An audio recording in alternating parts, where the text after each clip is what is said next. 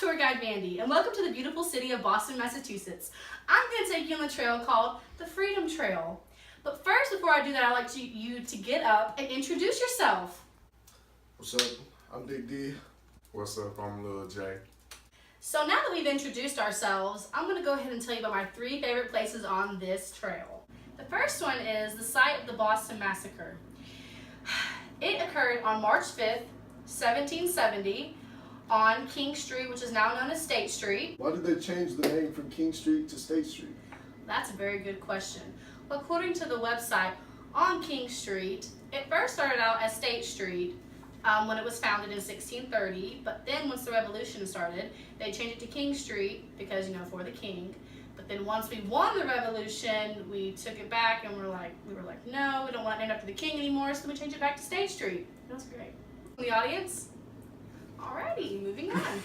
So what had happened at the Boston Massacre was there was a guard named Private White who was guarding the customs house on King Street when a young man named Edward Garrick was insulting him and calling him names, and so he hit him with the bottom of his musket, and that angered the other Boston civilians, so they started throwing snowballs and created a mob, and it was really bad. And then the British came in and were throwing shots and killed 5 people.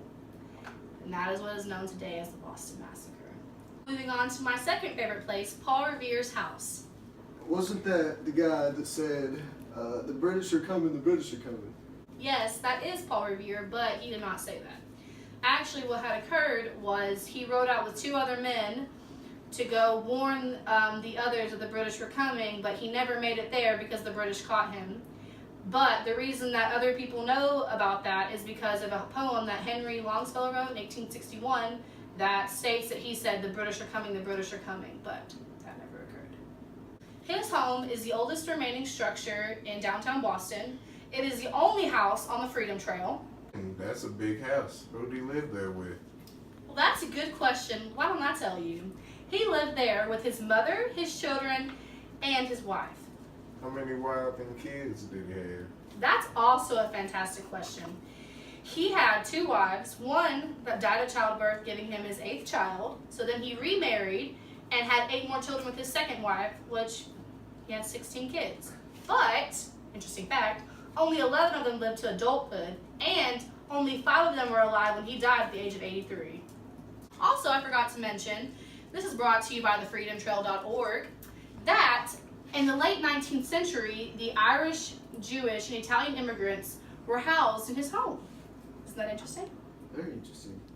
Actually, the Battle of Bunker Hill did not occur on Bunker Hill. It actually happened on Breeds Hill, which is on the Charlestown Peninsula. In fact, the general of the American militia told his men, "Don't fire until you see the whites of their eyes."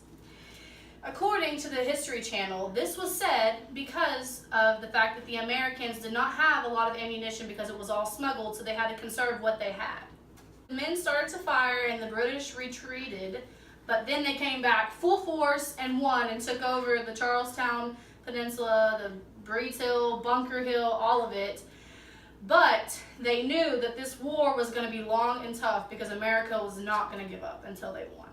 Conclusion of today's tour, I want y'all to take a mental journey through everything that we saw today on the Freedom Trail, which includes the site of the Boston Massacre, Paul Revere's house, and the site of the battle at Bunker Hill.